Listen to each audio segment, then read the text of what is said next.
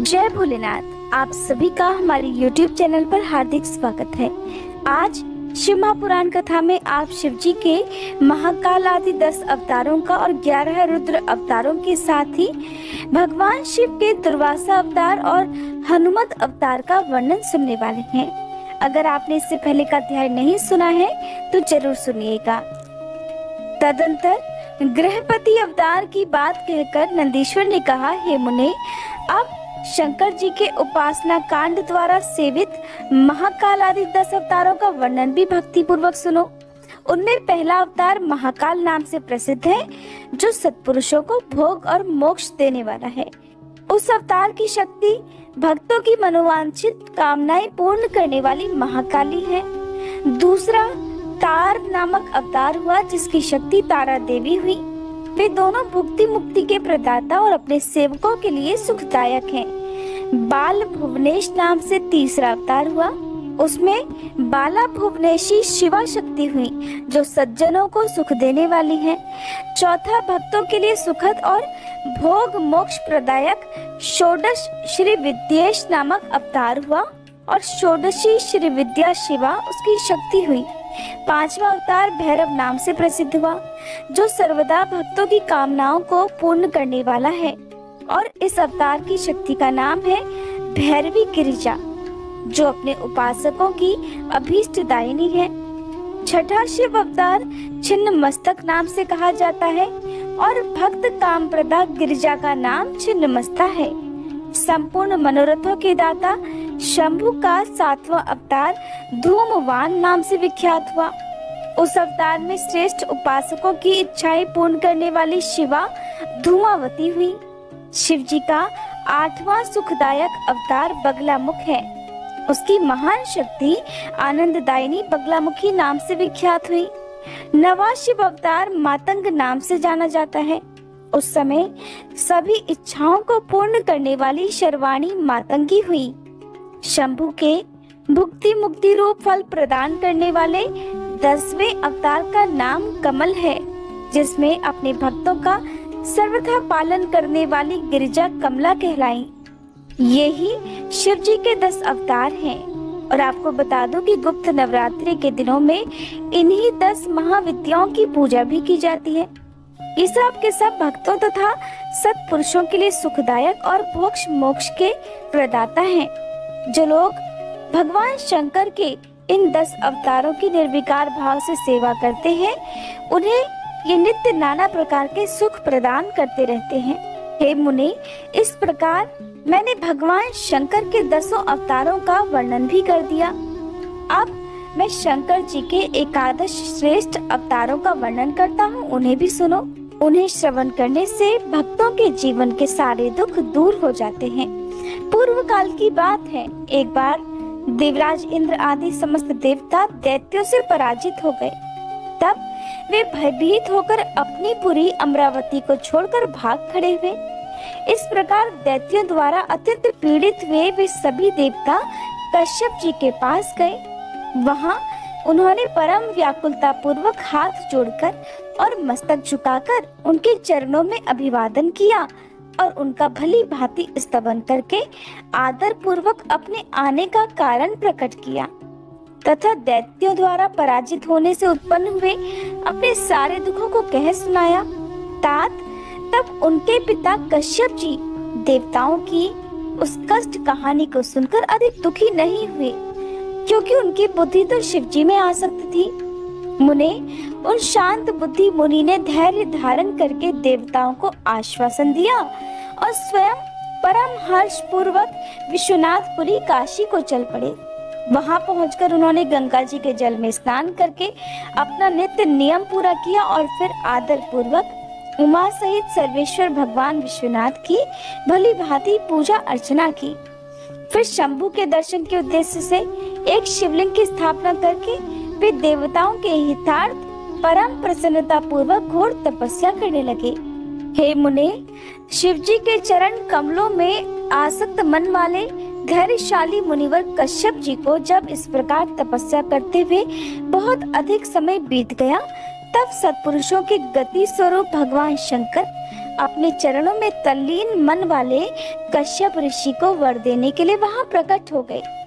भक्त वत्सल महेश्वर परम प्रसन्न तो थे ही, अतः वे अपने भक्त मुनिवर कश्यप से बोले, वर मांगो। उन महेश्वर को देखते ही प्रसन्न बुद्धि वाले देवताओं के पिता कश्यप जी हर्ष मगन हो गए और हाथ जोड़कर उनके चरणों में नमस्कार करके स्तुति करते हुए यों बोले, महेश्वर, मैं सर्वथा आपकी शरण में हूँ। हे स्वामिन, देवताओं के दुख का विनाश करके मेरी इच्छा पूर्ण कीजिए। देवेश, मैं पुत्रों के दुख से विशेष दुखी हूँ, अतः हे ईश मुझे सुखी कीजिए, क्योंकि आप तो देवताओं के सहायक हैं। नाथ, महाबली दैत्यों ने देवताओं और यक्षों को पराजित कर दिया है, इसलिए हे शंभो, आप मेरे पुत्र रूप से प्रकट होकर देवताओं के लिए आनंद दाता बनिए। नंदीश्वर कहते हैं, हे मुने, कश्यप जी के ऐसा कहने पर सर्वेश्वर भगवान शंकर उनसे तथास्तु ऐसा ही होगा कहकर उनके सामने वही अंतर्ध्यान हो गए। तब कश्यप जी भी महान आनंद के साथ तुरंत ही अपने स्थान को लौट गए। वहां उन्होंने वह सारा वृतांत आदर पूर्वक देवताओं से कह सुनाया। फिर भगवान शंकर अपना वचन सत्य करने के लिए कश्यप द्वारा सुरभि के पेट से 11 रूप धारण करके प्रकट हुए। उस समय महान उत्सव मनाया गया, सारा जगत शिवमय हो गया। कश्यप मुनि के साथ साथ सभी देवता हर्ष विभोर हो गए और उनके नाम रखे गए कपाली, पिंगल, भीम, विरूपाक्ष, विलोहित, शास्ता, अजपाद, अहिर्बुद्धन्य, शंभु, चंड तथा भव। ये 11 रुद्र सुरभि के पुत्र कहलाते हैं। ये सुख के आवास स्थान है तथा देवताओं की कार्य सिद्धि के लिए विशेष रूप से शिव रूप से उत्पन्न हुए। ये कश्यप नंदन वीरवर रुद्र महान बल पराक्रम संपन्न थे और इन्होंने संग्राम में देवताओं की सहायता करके दैत्यों का संहार कर डाला। इन्हीं रुद्रों की कृपा से देवराज इंद्र आदि देवगण दैत्यों को जीतकर निर्भय हो गए। उनका मन स्वस्थ हो गया और वे अपना अपना राज्य कार्य संभालने लगे। अब भी शिव स्वरूप धारी वे सभी महारुद्र देवताओं की रक्षा के लिए सदा स्वर्ग में विराजमान रहते हैं। तात, इस प्रकार मैंने तुमसे शंकर जी के 11 रुद्र अवतारों का वर्णन भी कर दिया। ये सभी समस्त लोगों के लिए सुखदायक हैं। ये निर्मल आख्यान संपूर्ण पापों का विनाशक, धन, यश और आयु का प्रदाता तथा सभी मनोरथों को पूर्ण करने वाला है। नंदीश्वर कहते हैं, हे मुने, अब तुम शंभु के एक दूसरे चरित्र को, जिसमें शंकर जी धर्म के लिए दुर्वासा होकर प्रकट हुए थे, प्रेम पूर्वक श्रवण करो। अनुसुया के पति ब्रह्मवेत्ता तपस्वी अत्रि ने ब्रह्मा जी के निर्देशानुसार एक बार पत्नी सहित ऋषिकुल पर्वत पर जाकर पुत्र कामना से घोर तप किया। उनकी तपस्या से प्रसन्न होकर श्री ब्रह्मा, विष्णु और महेश तीनों उनके आश्रम पर गए। उन्होंने कहा, हम तीनों संसार के ईश्वर हैं। हमारे अंश से तुम्हारे 3 पुत्र होंगे जो त्रिलोकी में विख्यात तथा माता पिता का यश बढ़ाने वाले होंगे। ऐसा कहकर वे चले गए। ब्रह्मा जी के अंश से चंद्रमा हुए, जो देवताओं के समुद्र में डाले जाने पर समुद्र से प्रकट हुए। श्री हरि के अंश से श्रेष्ठ संन्यास पद्धति को प्रचलित करने वाले दत्त उत्पन्न हुए और रुद्र के अंश से मुनिवर दुर्वासा ने जन्म लिया। इन दुर्वासा ने महाराज अम्बरीश की परीक्षा ली थी। जब सुदर्शन चक्र ने इनका पीछा किया, तब शिव जी के आदेश से अम्बरीश के द्वारा प्रार्थना करने पर चक्र शांत हुआ था। इन्होंने भगवान राम की परीक्षा भी ली। काल ने मुनि का वेश धारण करके श्री राम के सामने ये शर्त रख दी थी कि मेरे साथ बात करते समय श्री राम के पास कोई ना आए, जो आएगा उसका निर्वासन कर दिया जाएगा। दुर्वासा जी ने हट करके लक्ष्मण जी को भेजा। तब श्री राम ने तुरंत ही लक्ष्मण जी का त्याग कर दिया। इन्होंने भगवान श्री कृष्ण की भी परीक्षा ली और उनको श्री रुक्मणी सहित रथ में जोता। इस प्रकार दुर्वासा मुनि ने अनेकों विचित्र चरित्र किए। मुने, अब इसके बाद तुम हनुमान जी का चरित्र भी सुनो। हनुमत रूप से शिवजी ने बड़ी उत्तम लीलाएं की हैं। विप्रवर, इसी रूप से महेश्वर ने भगवान राम का परम हित किया था। वह सारा चरित्र सब प्रकार के सुखों का दाता है, उसे तो प्रेम पूर्वक सुनो। एक समय की बात है, जब अत्यंत अद्भुत लीला करने वाले गुणशाली भगवान शंभु को विष्णु के मोहिनी रूप का दर्शन प्राप्त हुआ, तब वे कामदेव के बाणों से आहत हुए की तरह शुद्ध हो उठे।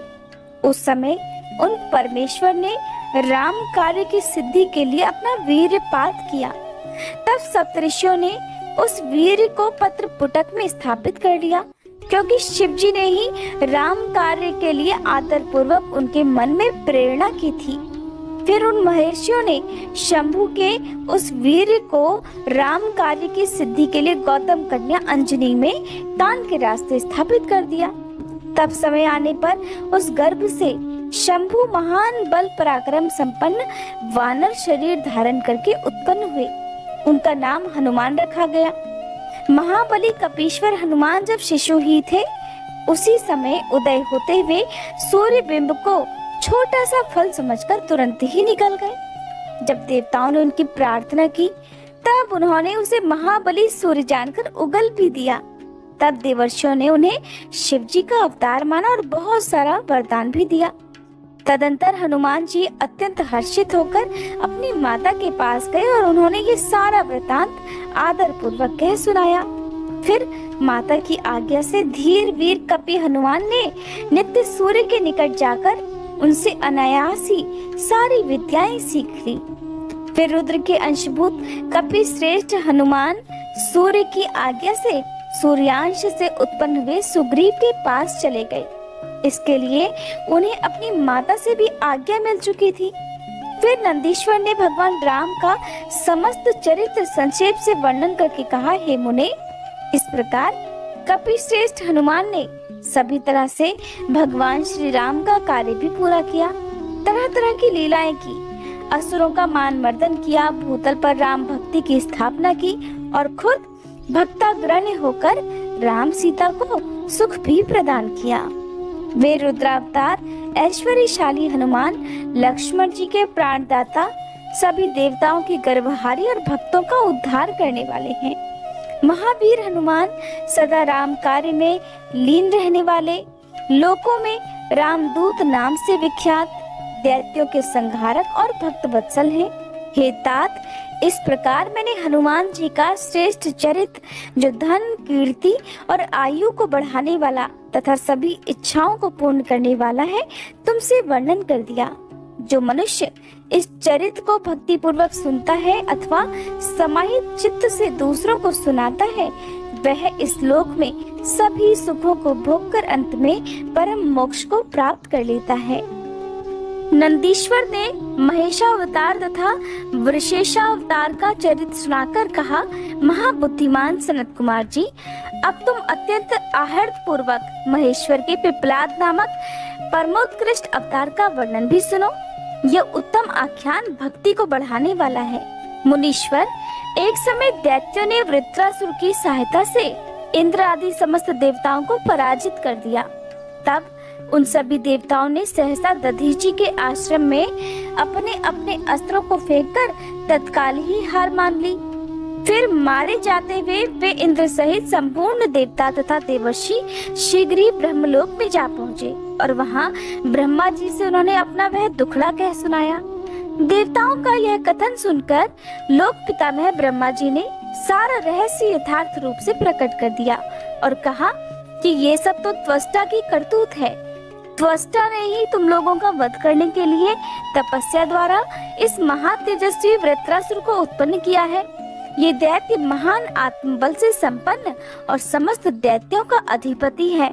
इसलिए अब ऐसा प्रयास करो कि जिससे इसका वध हो सके। बुद्धिमान देवराज, मैं धर्म के कारण इस विषय में एक उपाय बताता हूँ, सुनो। जो दधीची नाम वाले महामुनि हैं, वे तपस्वी और जितेंद्रिय हैं। उन्होंने पूर्व काल में शिवजी की आराधना करके वज्र सरीखी अस्थियां हो जाने का वर प्राप्त किया है। इसलिए तुम लोग उनसे उनकी हड्डियों के लिए याचना करो, वे अवश्य दे देंगे।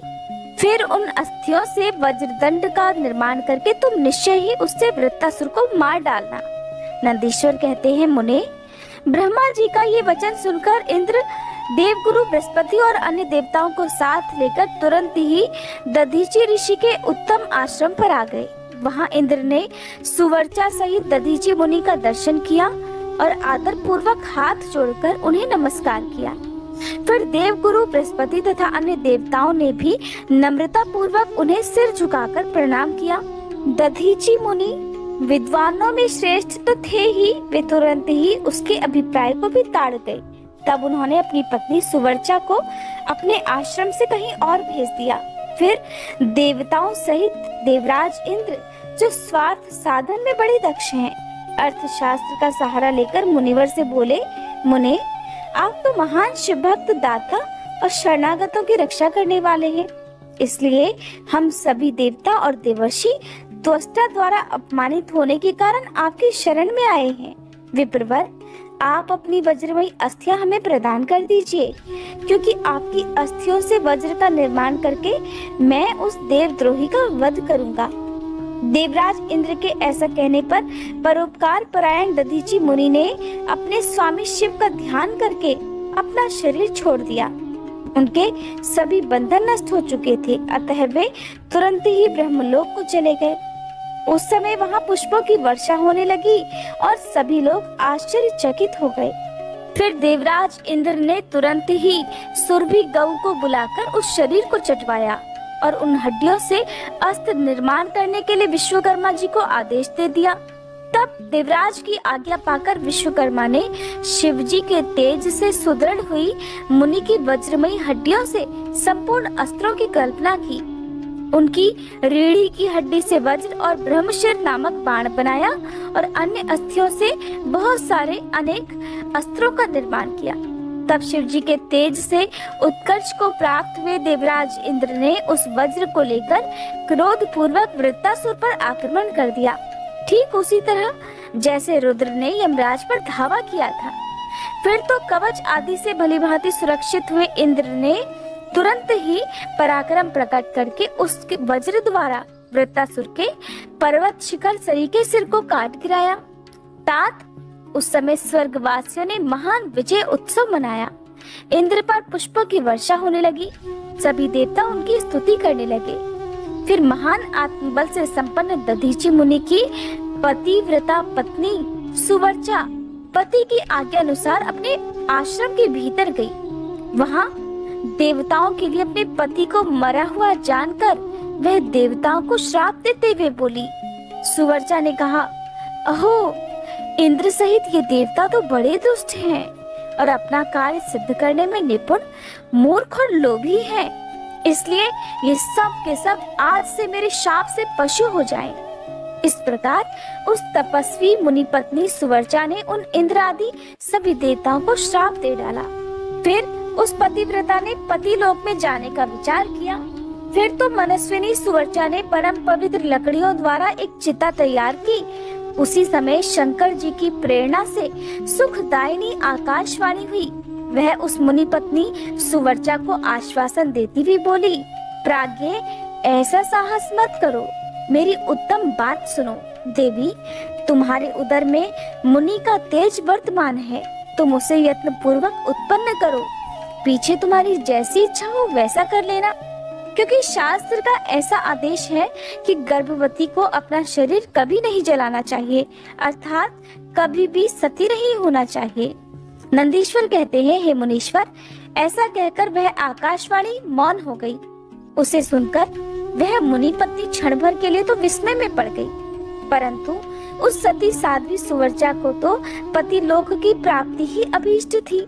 इसलिए उसने बैठकर पत्थर से अपने उदर को विदीर्ण कर डाला। तब उसके पेट से मुनिवर दधीची का वह गर्भ बाहर निकल आया। उसका शरीर परम दिव्य और प्रकाशमान था और वह अपनी प्रभा से दसों दिशाओं को उद्भासित कर रहा था। तात दधीची के उत्तम तेज से प्रकट हुआ वह गर्भ अपनी लीला करने में समर्थ साक्षात रुद्र का अवतार था।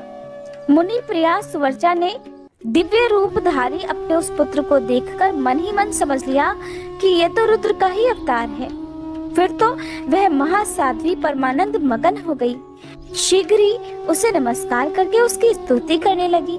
मुनीश्वर, उसने उस स्वरूप को अपने हृदय में धारण कर लिया। फिर पति लोक की कामना करने वाली विमलेक्षणा माता सुवर्चा मुस्कुराकर अपने उस पुत्र से परम स्नेह पूर्वक बोली, तात परमेशान, तुम इस अश्वत्थ वृक्ष के निकट चिरकाल तक स्थित रहो। महाभाग, तुम समस्त प्राणियों के लिए सुखदाता हो जाओ और अब मुझे प्रेम पूर्वक पति लोक में जाने के लिए आज्ञा दे दो। वहाँ पति के साथ रहती हुई मैं रुद्र रूपधारी तुम्हारा ध्यान करती रहूंगी। नंदीश्वर कहते हैं, मुने, साध्वी सुवर्चा ने अपने पुत्र से ऐसा कहकर परम समाधि द्वारा पति का ही अनुगमन किया। मुनीश्वर, इस प्रकार दधीची पत्नी सुवर्चा शिवलोक में पहुंचकर अपने पति से जा मिली और आनंद पूर्वक शंकर जी की सेवा करने लगी। तात, इतने में ही हर्ष में भरे हुए इंद्र सहित सभी देवता मुनियों के साथ आमंत्रित हुए की तरह शीघ्रता से वहां आ पहुँचे। तब प्रसन्न बुद्धि वाले ब्रह्मा जी ने उस बालक का नाम पिप्पलाद रख दिया। फिर सभी देवता महोत्सव मनाकर अपने अपने धाम को चले गए। फिर महान ऐश्वर्यशाली रुद्रावतार पिप्पलाद उसी अश्वत्थ के नीचे लोगों की हितकामना से चिरकालिक तप में प्रवृत्त हो गए। लोकाचार का अनुसरण करने वाले पिप्पलाद का इस प्रकार तपस्या करते हुए बहुत समय व्यतीत हो गया। फिर पिप्पलाद ने राजा अनरण्य की कन्या पद्मा से विवाह करके तरुण होकर उसके साथ विलास किया। उन मुनि के 10 पुत्र उत्पन्न हुए, जो सब के सब पिता के ही समान महात्मा और उग्र तपस्वी थे। वे अपनी माता पद्मा के सुख को बढ़ाने वाले हुए। इस प्रकार महाप्रभु शंकर के लीला अवतार मुनिवर पिप्पलाद ने महान ऐश्वर्यशाली और नाना प्रकार की लीलाएं की। उन कृपालु ने जगत में शनिश्चर की पीड़ा को, जिसका निवारण करना सबकी शक्ति के बाहर था, देखकर लोगों को प्रसन्नता पूर्वक ये वरदान दिया कि जन्म से लेकर 16 वर्ष तक की आयु वाले मनुष्यों को और शिव भक्तों को शनि की पीड़ा कभी नहीं हो सकती। ये मेरा वचन सर्वथा सत्य है। यदि कहीं शनि मेरे वचन का अनादर करके उन मनुष्यों को पीड़ा पहुंचाएगा तो वह निसंदेह भस्म हो जाएगा। तात, इसलिए उस भय से भयभीत हुआ ग्रह श्रेष्ठ शनिश्चर विकृत होने पर भी वैसे मनुष्यों को कभी पीड़ा नहीं पहुंचाता। मुनिवर, इस प्रकार मैंने लीला से मनुष्य रूप धारण करने वाले पिप्पलाद का उत्तम चरित्र तुम्हें सुना दिया। ये संपूर्ण कामनाओं को पूर्ण करने वाला है। गाधी, कौशिक और महामुनि पिप्पलाद, ये तीनों स्मरण किए जाने पर शनिश्चर जनित पीड़ा का नाश कर देते हैं। वे मुनिवर दधीची, जो परम ज्ञानी, सत्पुरुषों के प्रिय तथा महान शिव भक्त थे, ये धन्य हैं, जिनके यहाँ स्वयं आत्मज्ञानी महेश्वर पिप्पलाद नामक पुत्र होकर उत्पन्न हुए। तात, ये आख्यान निर्दोष, स्वर्गप्रद, कुग्रह जनित दोषों का संहारक, संपूर्ण मनोरथों का पूरक और शिव भक्ति की विशेष वृद्धि करने वाला है। अब जानिए भगवान शिव के द्विजेश्वरा अवतार की कथा, राजा भद्रायु और रानी कीर्ति मालिनी की धार्मिक दृढ़ता की परीक्षा के बारे में। नंदीश्वर ने आगे कहा, तात, पहले जिन निरप्रश्रेष्ठ भद्रायु का परिचय दिया गया था और जिन पर भगवान शिव ने ऋषभ रूप से अनुग्रह किया था, उन्हीं नरेश के धर्म की परीक्षा लेने के लिए वे भगवान फिर द्विजेश्वर रूप से प्रकट हुए थे। ऋषभ के प्रभाव से रणभूमि में शत्रुओं पर विजय पाकर शक्तिशाली राजकुमार भद्रायु जब राज सिंहासन पर विराजमान हुए, तब राजा चंद्रांगद तथा रानी सीमंतिनी की बेटी सती साध्वी कीर्ति मालिनी के साथ उनका विवाह हो गया।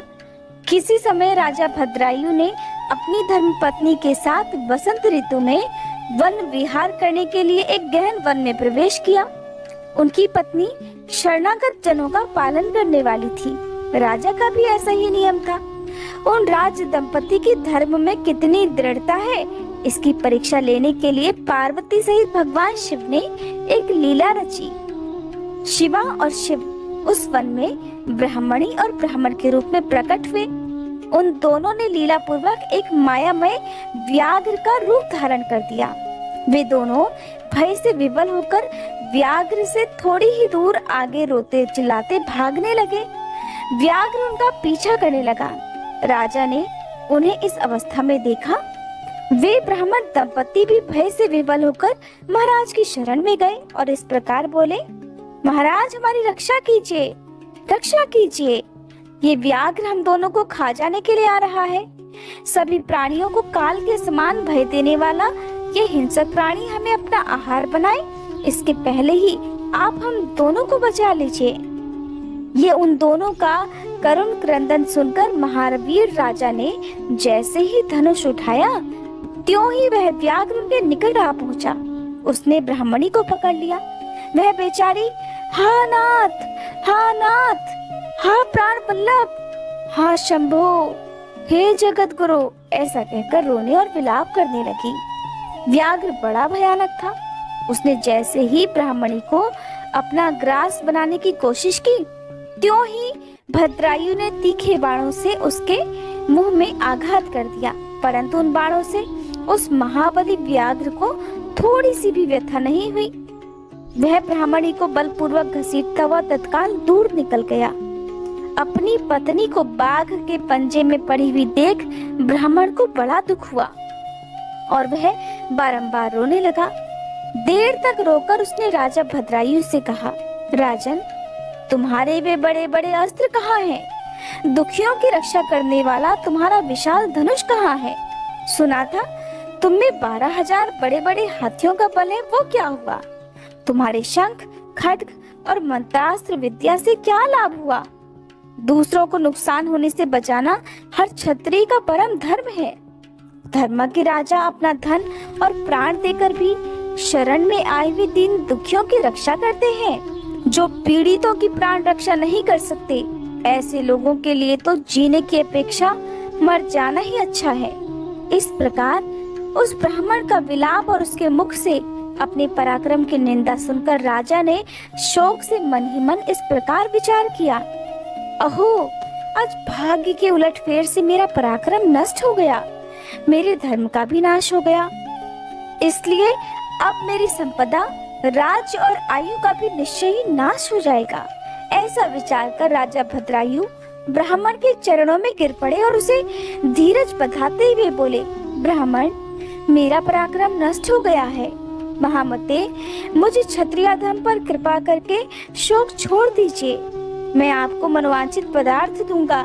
ये राज्य, ये रानी और ये मेरा शरीर सब कुछ आपके अधीन है। बोलिए, आप क्या चाहते हैं? ब्राह्मण बोले, राजन, अंधे को दर्पण से क्या काम? जो भिक्षा मांगकर जीवन निर्वाह करता हो, वह बहुत से घर लेकर क्या करेगा? जो मूर्ख है, उसे पुस्तक से क्या काम? और जिसके पास स्त्री नहीं है, वह धन लेकर क्या करेगा? मेरी पत्नी तो चली गई, मैंने कभी काम सुख का उपभोग भी नहीं किया, इसलिए काम भोग के लिए आप अपनी इस बड़ी रानी को मुझे दे दीजिए। राजा ने कहा, ब्राह्मण, क्या यही तुम्हारा धर्म है? क्या तुम्हें गुरु ने यही उपदेश दिया है? क्या तुम ये नहीं जानते कि पराई स्त्री का स्पर्श स्वर्ग और सुयश की हानि करने वाला है? पर स्त्री के उपभोग से जो पाप कमाया जाता है, उसे सैकड़ों प्रायश्चितों द्वारा भी कभी नहीं धुला जा सकता।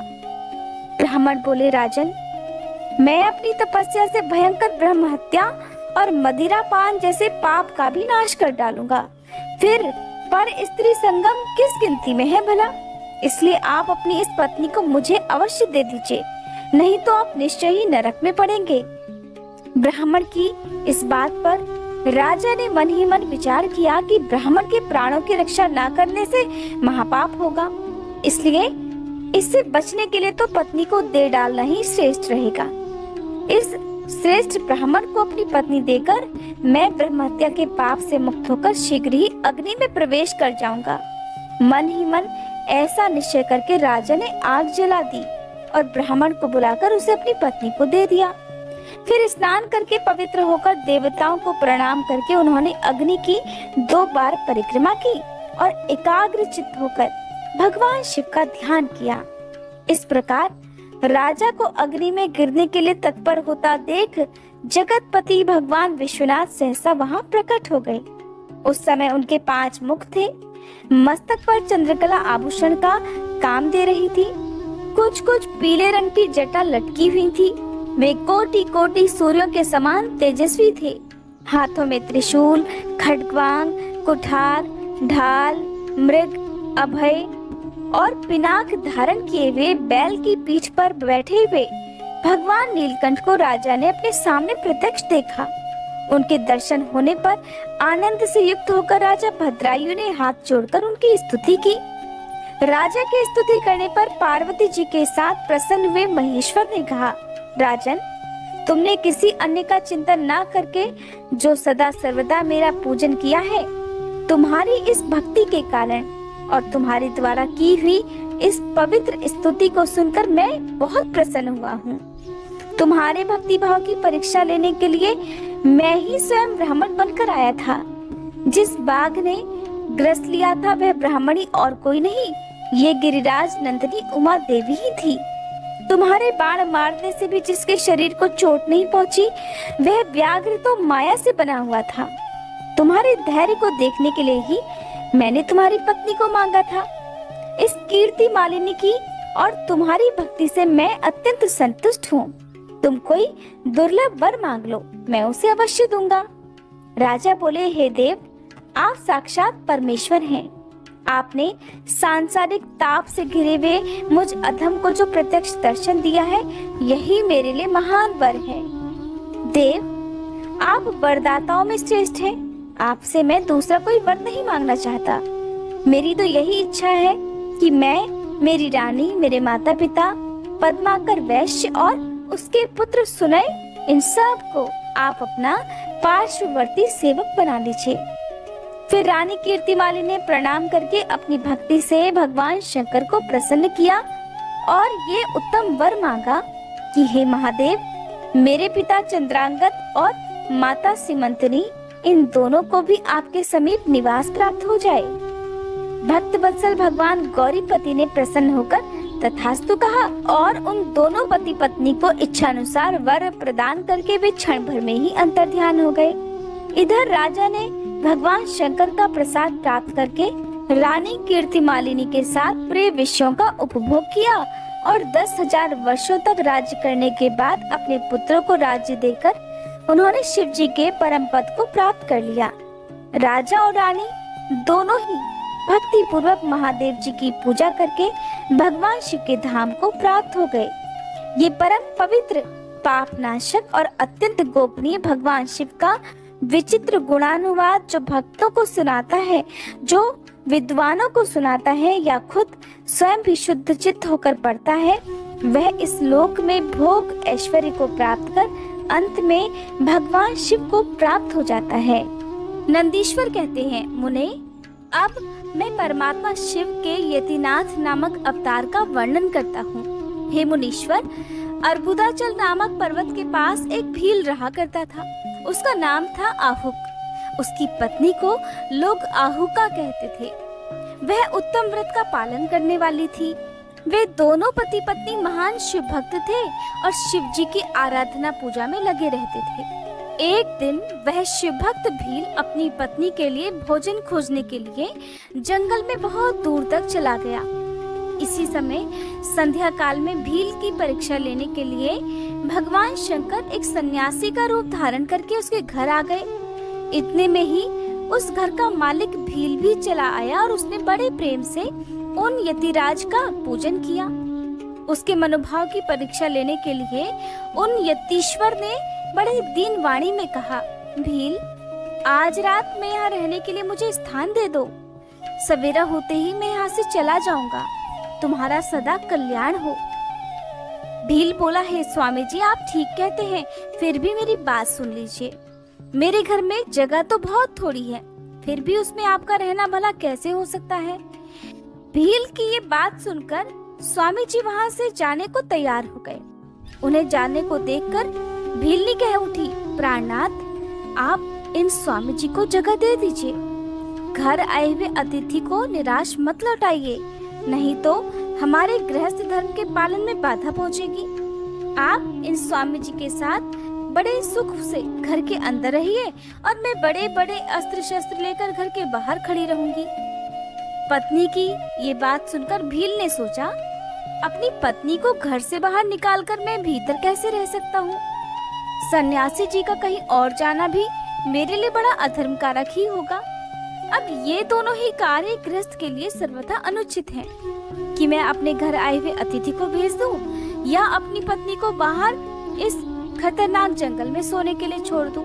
इसलिए मुझे ही घर के बाहर रहना चाहिए। जो होनी होगी वो तो होकर ही रहेगी। ऐसा सोचकर आग्रह करके उसने अपनी पत्नी को और सन्यासी जी को बड़े आनंद के साथ घर के भीतर सुला दिया और खुद वह भील अपने अस्त्र शस्त्र लेकर घर के बाहर ही खड़ा हो गया। रात में जंगली क्रूर और हिंसक पशु से पीड़ा देने लगे, फिर भी उसने किसी तरह उनसे बचने के लिए बड़ा प्रयास किया, किंतु बहुत प्रयास करने के बाद भी जंगल के हिंसक पशुओं ने उसे खा लिया। सुबह उठकर जब यति ने देखा कि हिंसक पशुओं ने वनवासी भील को खा डाला है, तब उन्हें बड़ा दुख हुआ। सन्यासी को दुखी देख भीलनी दुख से व्याकुल होने पर भी धैर्य पूर्वक अपने दुख को दबाकर ऐसे बोली, स्वामी जी, आप दुखी किस लिए हो रहे हैं? इन भील राज का तो इस समय कल्याण ही हुआ। ये तो धन्य और कृतार्थ हो गए जो इन्हें ऐसी मृत्यु प्राप्त हुई। मैं चिता की आग में चलकर इनका अनुसरण करूंगी। आप प्रसन्नता पूर्वक मेरे लिए एक चिता तैयार कर दीजिए, क्योंकि अपने पति का अनुसरण करना हर पत्नी के लिए सनातन धर्म है। उसकी बात सुनकर सन्यासी जी ने स्वयं चिता तैयार की और भीलनी ने अपने धर्म के अनुसार उसमें प्रवेश कर दिया। उसी समय भगवान शंकर अपने साक्षात स्वरूप से उसके सामने प्रकट हो गए और उसकी प्रशंसा करते हुए बोले, तुम धन्य हो, धन्य हो। मैं तुमसे बहुत प्रसन्न हूँ। तुम इच्छा अनुसार वर मांगो, तुम्हारे लिए मुझे कुछ भी अदेय नहीं है। भगवान शंकर का ये परमानंद दायक वचन सुनकर भीलनी को बड़ा सुख मिला। वो तो ऐसी विभोर हो गई कि उसे किसी बात की सुध ही नहीं रही। उसकी उस अवस्था को लक्ष्य करके भगवान शंकर और भी प्रसन्न हुए और उसके ना मांगने पर भी उसे वरदान देते हुए बोले, मेरा ये जो यति रूप है ये भावी जन्म में हंस रूप से प्रकट होगा और प्रसन्नता पूर्वक तुम दोनों का परस्पर संयोग कराएगा। ये भील निषद देश की उत्तम राजधानी में राजा वीरसेन का श्रेष्ठ पुत्र होगा। उस समय नल के नाम से इसकी ख्याति होगी और तुम विदर्भ नगर में भीमराज की पुत्री दमयंती होगी। तुम दोनों मिलकर राजभोग भोगने के बाद वह मोक्ष को प्राप्त करोगे, जो बड़े बड़े योगीश्वरों के लिए भी बड़ा दुर्लभ होता है। नंदीश्वर कहते हैं, मुने, ऐसा कहकर भगवान शिव उस समय लिंग रूप में स्थित हो गए। वह भील अपने धर्म से विचलित नहीं हुआ था, इसलिए उसी के नाम पर उस लिंग को अचलेश संज्ञा दी गई। दूसरे जन्म में वह आहुक नामक भील निषाद नगर में वीरसेन का पुत्र होकर महाराज नल के नाम से विख्यात हुआ और आहुका नाम की भीलनी विदर्भ नगर में राजा भीम की पुत्री दमयंती हुई और वे यतिनाथ शिव वहाँ हंस रूप में प्रकट हुए। उन्होंने दमयंती का विवाह नल के साथ कराया। पूर्व जन्म के सत्कार जनित पुण्य से प्रसन्न होकर भगवान शिव ने हंस का रूप धारण कर उन दोनों को सुख दिया। हंसावतारधारी भगवान शिव तरह तरह की बातें और संदेश पहुंचाने में बड़े कुशल थे। वे नल और दमयंती दोनों के लिए बड़े परमानंददायक हुए। अब सुनिए भगवान शिव के कृष्ण दर्शन नामक अवतार की कथा, जो कि बहुत रोचक है। नंदीश्वर कहते हैं, हे सनत कुमार जी, भगवान शंभु के एक उत्तम अवतार का नाम कृष्ण दर्शन है, जिसने राजा नभग को ज्ञान प्रदान किया था। मैं उसका वर्णन करता हूँ, सुनो। श्राद्ध देव नामक मनु के जो इक्ष्वाकु आदि पुत्र थे, उनमें नवे का नाम था नभग, जिनका पुत्र नभाग नाम से प्रसिद्ध हुआ। नभाग के ही पुत्र अम्बरीश हुए, जो भगवान विष्णु के परम भक्त थे और जिनकी ब्राह्मण भक्ति देखकर उनके ऊपर महर्षि दुर्वासा अत्यंत प्रसन्न हुए थे। मुने, अम्बरीश के पितामह जो नभग कहे गए हैं, उनके चरित्र का वर्णन सुनो। उन्हीं को भगवान शिव ने ज्ञान प्रदान किया था। मनुपुत्र नभक बड़े बुद्धिमान थे। उन्होंने विद्या अध्ययन के लिए बड़े लंबे समय तक इंद्रिय संयम पूर्वक गुरुकुल में निवास किया। इसी बीच में इक्ष्वाकु आदि भाइयों ने नभग के लिए कोई भाग न देकर पिता की संपत्ति आपस में ही बांट ली और अपना अपना भाग लेकर वे उत्तम रीति से अपने राज्य का पालन करने लगे। उन सब ने पिता की आज्ञा से ही धन का बंटवारा किया था।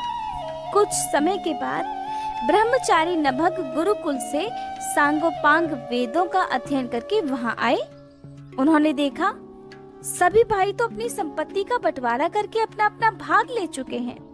तब उन्होंने भी बड़े स्नेह से दाएं भाग पाने की इच्छा रखकर अपने इक्ष्वाकु आदि बंधुओं से कहा, भाइयों, मेरे लिए भाग दिए बिना ही आप लोगों ने आपस में सारी संपत्ति का बंटवारा कर लिया, इसलिए अब प्रसन्नता पूर्वक मुझे भी मेरा हिस्सा दे दीजिए।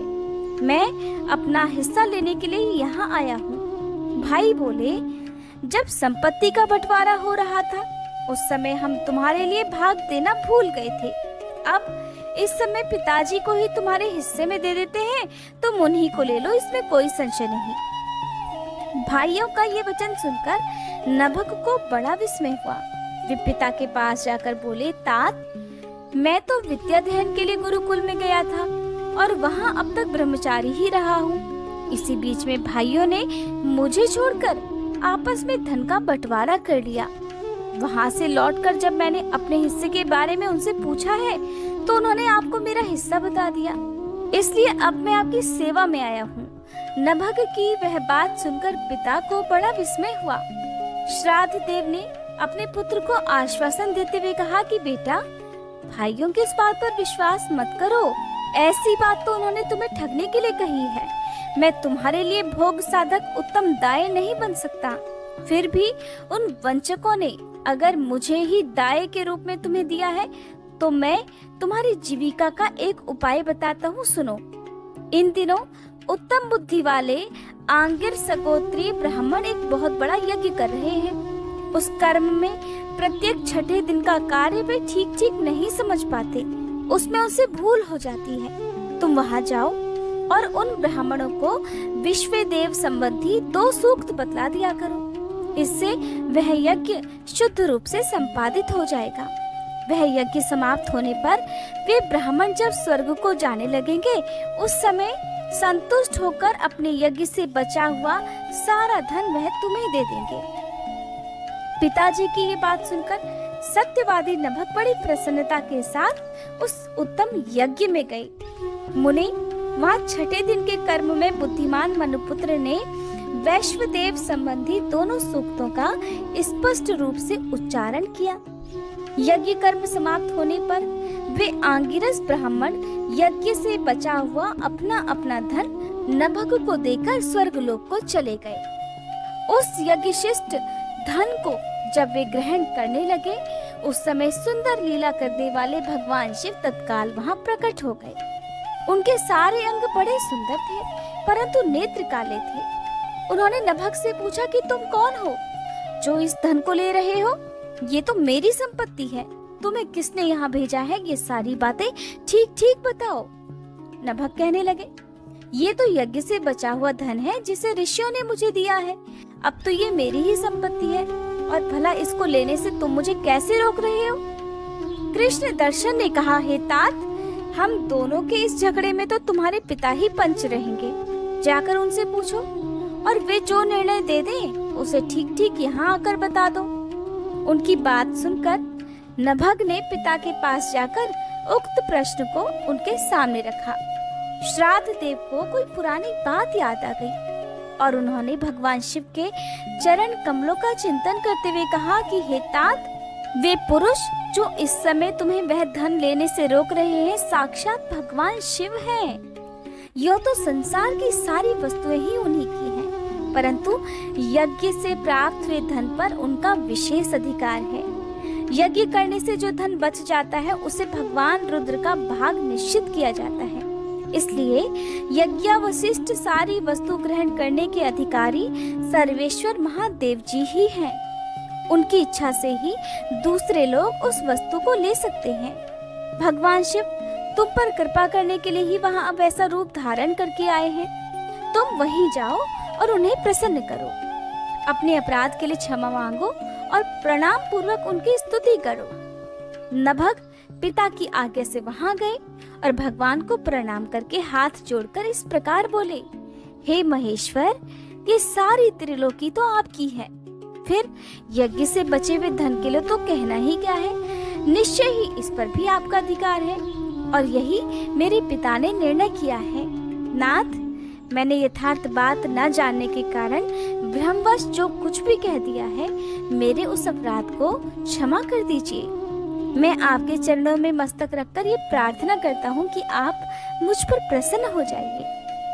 ऐसा कहकर नभ ने अत्यंत दीनतापूर्ण हृदय से दोनों हाथ जोड़कर महेश्वर कृष्ण दर्शन का स्तवन किया। उधर श्राद्ध देव ने भी अपने अपराध के लिए क्षमा मांगते हुए भगवान शिव की स्तुति की।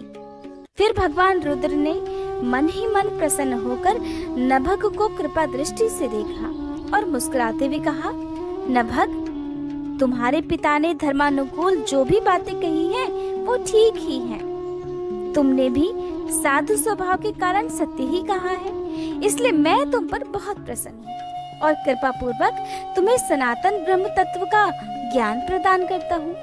इस समय ये सारा धन मैंने तुम्हें दे दिया, अब तुम इसे ग्रहण करो। इस लोक में निर्विकार रहकर सुख भोगो, अंत में मेरी कृपा से तुम्हें सद्गति प्राप्त हो जाएगी।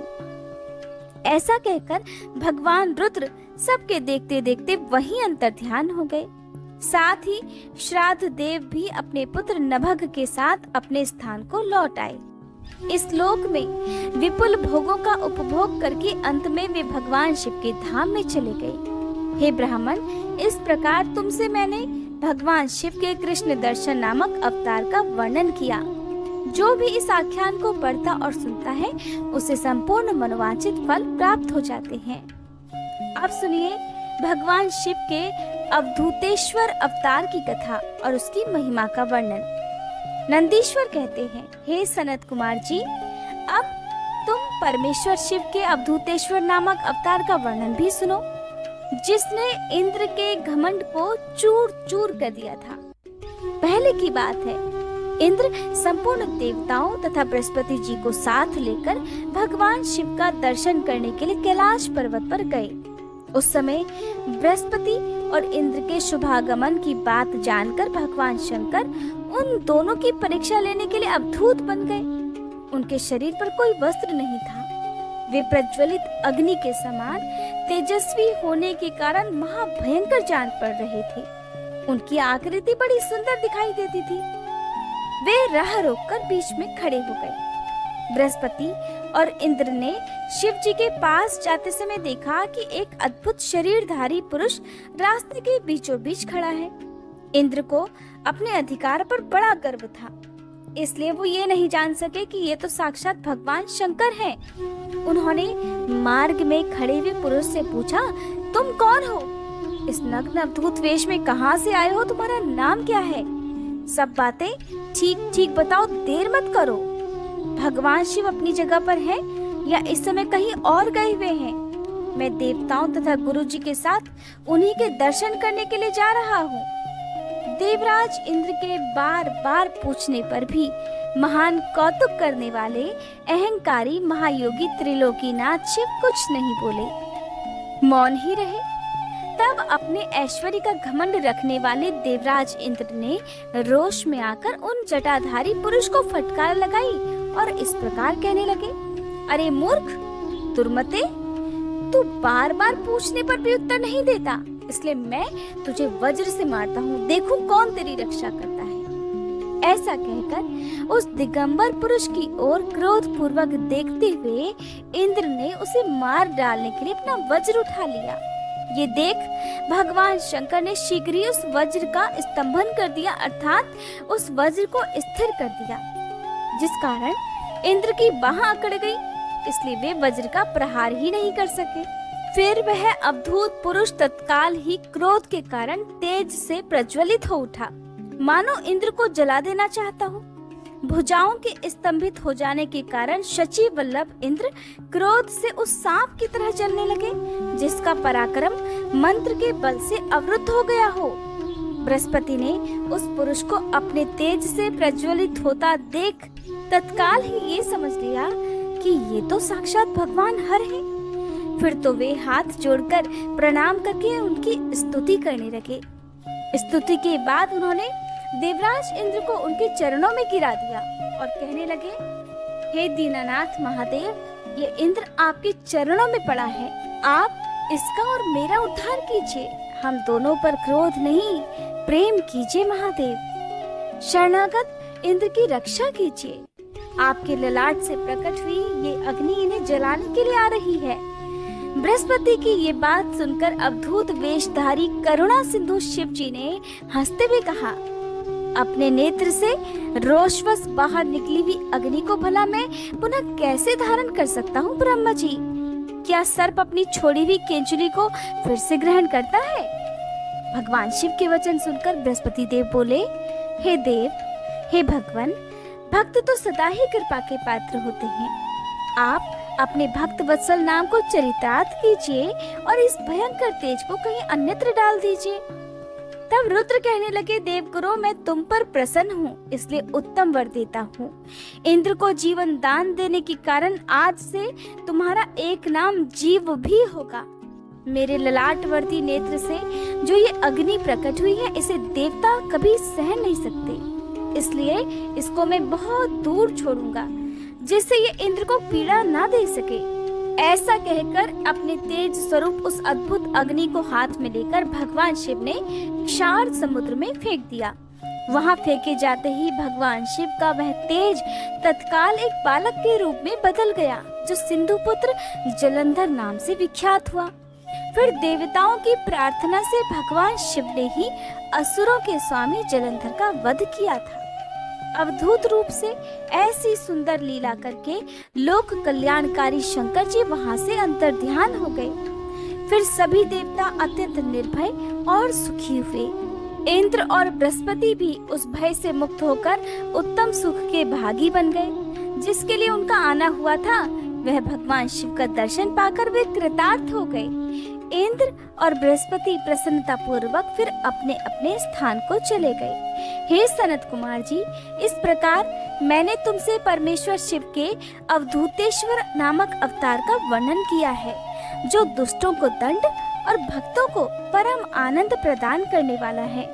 ये दिव्य आख्यान पापों का निवारण करके यश, स्वर्ग, भोग, मोक्ष और संपूर्ण मनोवांछित फलों की प्राप्ति कराने वाला है। जो प्रतिदिन एकाग्रचित होकर इसे सुनता या सुनाता है, वह इस लोक में संपूर्ण सुखों का उपभोग करके अंत में शिव जी की गति प्राप्त कर लेता है।